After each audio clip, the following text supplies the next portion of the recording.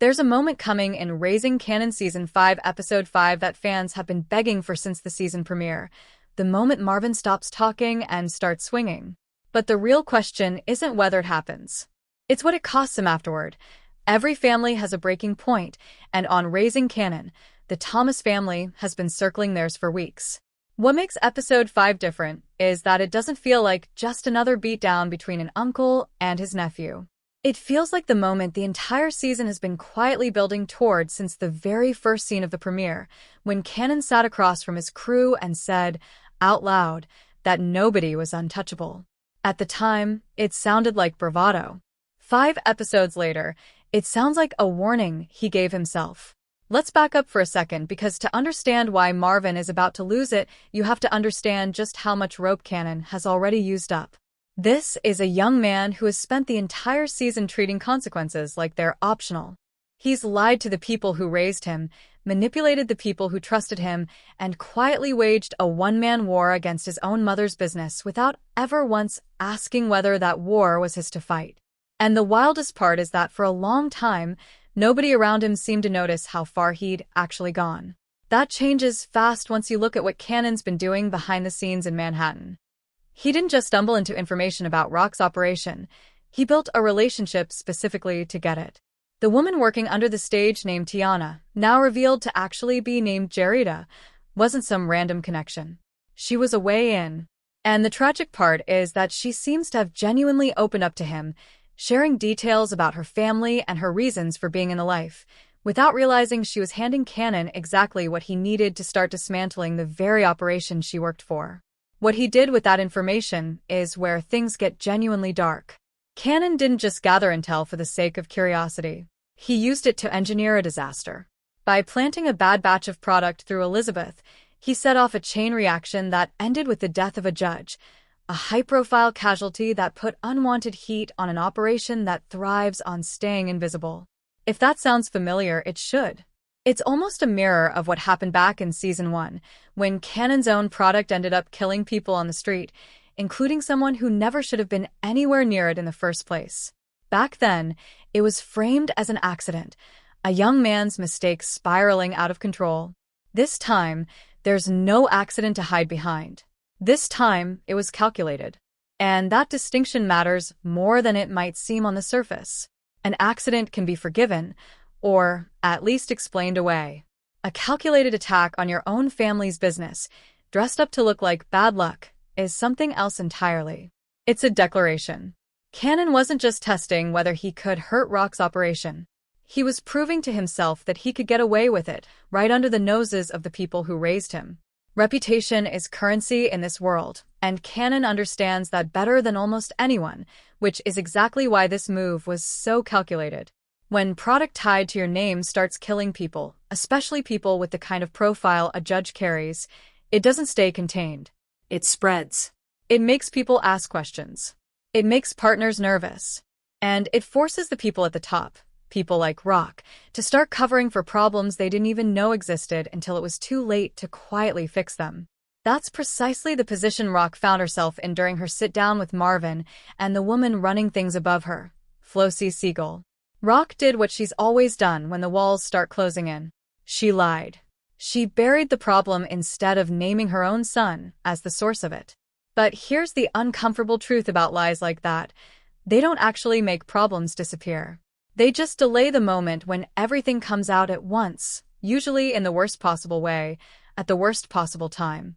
And that delay is exactly where the tension for Episode 5 lives. Because somewhere between Kanan's sabotage, Jerita's shifting loyalty, and Rock's decision to protect her son instead of expose him, something snapped loose. The official trailer all but confirms it. Marvin shows up at Kanan's door, and this isn't a conversation. This is retribution, physical and immediate, the kind of scene that fans have been waiting to see since the tension between these two started building at the top of the season. But here's where it gets genuinely interesting, and where a lot of viewers might be jumping to the easiest conclusion instead of the most likely one.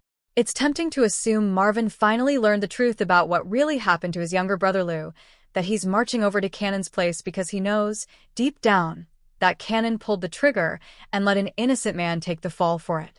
That would certainly explain the rage. But when you actually trace the timeline of what's been revealed on screen so far, that explanation runs into a problem. For Marvin to know the truth about Lou, someone would have had to tell him. And right now, the only person who actually knows the full truth is Rock, and Rock has shown no sign of being ready to hand her brother that kind of grief. So, if it's not about Lou, at least not yet, then what is it about? The more grounded answer, the one that actually fits everything we've seen leading into this episode, is simpler and in some ways more brutal. Marvin isn't reacting to a secret. He's reacting to sabotage. He's watched his nephew treat their family's business like a target for weeks, and it's entirely possible he's finally decided that talking has run its course. Think about what Marvin has actually witnessed over the course of this season, separate from anything involving Lou. He's watched his nephew disrespect boundaries that used to mean something. He's heard Kanan brush off warnings like they were background noise. And he's had a front row seat to a pattern that keeps repeating itself. Kanan makes a move, someone else absorbs the damage, and somehow Kanan walks away from it looking untouched. At some point, patience stops being a virtue and starts looking like weakness, and Marvin has never been the type of man comfortable looking weak.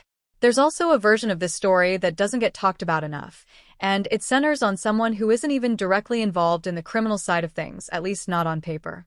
Juke has spent this season working at Café Vu, which sounds almost harmless when you say it out loud. A bar job. A place to pour drinks and keep busy. But in this world, proximity is never innocent. Working the register, handling cash, standing near the wrong conversation at the wrong moment, all of it means you're part of the machine whether you signed up for that role or not. And if Kanan's war against Rock's operation ends up spilling into that space, even by accident, Juke isn't a bystander anymore. She's collateral. That possibility should worry viewers more than it seems to be worrying some fans online, because Marvin's history with protecting Juke isn't subtle. Go back to how he reacted when Aaron hurt her last season. That wasn't measured. That wasn't calculated. That was a man who treats harm to Juke as something personal, something that demands an immediate and physical answer. If Kanan's reckless little war ends up putting her in danger, even indirectly, even as a side effect of a plan aimed at Rock, Marvin doesn't need Rock's permission to act. He doesn't need the full picture. He just needs to know Juke was in the blast radius, and that alone might be enough to send him straight to Kanan's door with nothing left to say. So now you've got two entirely different explanations sitting side by side, both plausible, both supported by what's actually aired so far. One version has Marvin reacting to months of sabotage against the family business, finally deciding enough is enough. The other has him reacting to a much more personal threat, the idea that his nephew's recklessness put someone he loves directly in harm's way. And there's a very real chance the show doesn't pick just one. It's entirely possible both threads collide in the same episode, each one adding fuel until the confrontation becomes less about a single reason and more about all of it hitting Marvin at once. What makes this even messier is the timing. The synopsis details already floating around for the episodes right after this one suggests that Marvin and Rock are still working side by side, still functioning as partners, which complicates the idea that the full truth about Lou comes out here. If Marvin knew, really knew, that his own sister helped bury the identity of the person who killed their brother, it's hard to imagine that partnership continuing like nothing happened. Loyalty has limits, and finding out your sibling lied to your face about a murder inside your own family would test even the strongest bond. That doesn't mean the truth isn't coming. It almost certainly is. It just might not be this week. Which brings us to something that deserves more attention than it's gotten so far. Kanan's own words heading into this fight. There's a moment where Breeze, almost laughing, tells Kanan he isn't afraid of anyone. And Kanan's response isn't the swagger you'd expect. He says he's afraid of himself. Sit with that for a second, because it's not a throwaway line. It's practically a confession. What Kanan is admitting, whether he fully understands it in the moment or not, is that he can feel himself becoming something he doesn't fully recognize anymore. Go back to where this character started. Seasons 1 and 2 gave us a kid who was still figuring out where he belonged, still testing the edges of a world he hadn't fully stepped into. Every season since has chipped away at that version of him. The lies from the people he trusted most. The deaths he's caused, some by accident and some, now very much on purpose. The manipulation he's both suffered and started using himself. Layer by layer, that hesitant kid has been replaced by someone colder, someone who plans instead of reacts, someone who can look at a plan that gets a judge killed and see it as a means to an end rather than a tragedy. That's the version of Kanan who's about to take a beating from his uncle. And it raises an uncomfortable question that the show seems to want you sitting with heading into this episode. What does a man like that do once the beating is over? Does he absorb it as punishment he's earned? Or does he file it away as one more reason to burn everything down? That question is exactly why this beating, when it finally lands, should feel less like closure and more like the start of something worse. Because Marvin isn't just settling a score in this moment. Whether he even realizes it or not, he's confirming everything Kanan has been quietly turning into over the past several episodes. Every time Kanan has said something like, "Nobody is untouchable," or told someone to stay up, he's been rehearsing a version of himself that doesn't flinch, that doesn't apologize, that treats pain as fuel instead of punishment. Marvin walking in and giving him exactly the kind of violence Kanan has been dishing out to everyone else all season isn't going to break that version of him. If anything, it might be the exact confirmation Kanan needed that the old rules, the ones about respect, about family, about staying in your lane, no longer apply to him. There's something almost tragic about that, if you step back far enough to see the whole shape of it. Marvin isn't wrong to be furious. He isn't wrong to want to protect what's left of his family, whether that means the business, his sister, or Juke. But there's a real chance that the very act of trying to discipline Kanan ends up pushing him further in the opposite direction, deeper into whatever cold, calculating version of himself he's been warning people about. Rage answered with more rage rarely produces regret.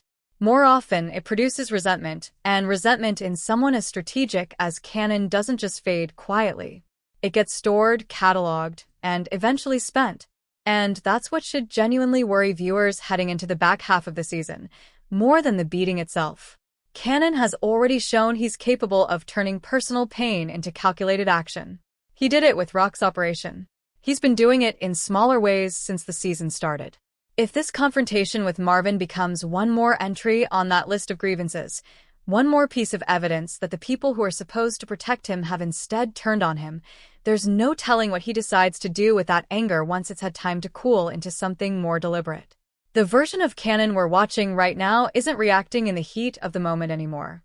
He's the kind of character who waits, who plans, who lets consequences land on other people while he stays one step removed.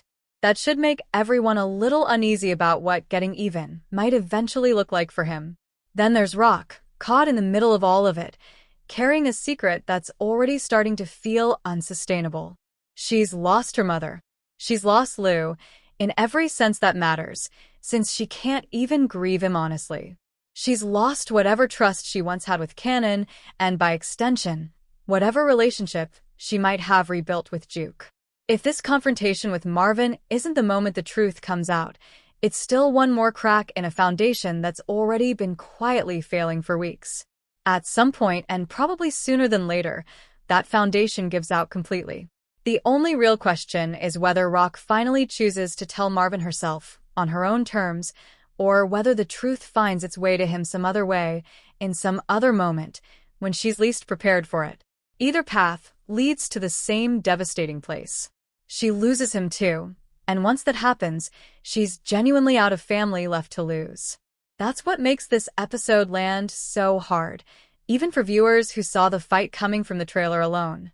It was never really about the punch itself. It's about everything that punch represents. It's Marvin finally refusing to look away from what his nephew has become. It's Kanan getting confirmation, in the most physical way possible, that the people who raised him see him as a threat now instead of family. And it's Rock, standing just off to the side of it all, watching the walls she's built to protect her secret start to crumble one confrontation at a time. Nobody walks away from this clean. Marvin gets to feel like he finally did something, but he might be lighting a fuse he doesn't fully understand. Kanan takes the hit, but it's just as likely to harden him as it is to humble him. And Rock gets a temporary reprieve from a truth that's clearly not going away, just a little more time before it finally catches up to her. If you've been watching this season and feeling like everything is quietly building towards something much bigger than a single fight, you're right to feel that way. This is the moment where all of it starts to tip. So when you finally see this confrontation play out, ask yourself which version of the aftermath feels the most inevitable to you. Does Marvin's beating actually teach Kanan anything, or does it just confirm what he already suspected about the people around him? Does Rock find the courage to tell the truth before it's forced out of her, or does she keep running from it until there's nothing left to protect? And what happens to Juke, caught somewhere in the middle of all of it, the one person who never asked to be part of this war in the first place? If this breakdown helped you make sense of where Raising Kanan is heading next, do me a favor and hit that like button. It genuinely helps this channel grow. Subscribe if you want to be here for every episode this season, because there's a lot more coming before this story is finished. And drop your own theory in the comments below. Do you think Marvin already knows the truth about Lou? Or is this beating about something else entirely? I want to hear where you think this is all headed. Thanks for watching, and I'll see you in the next one.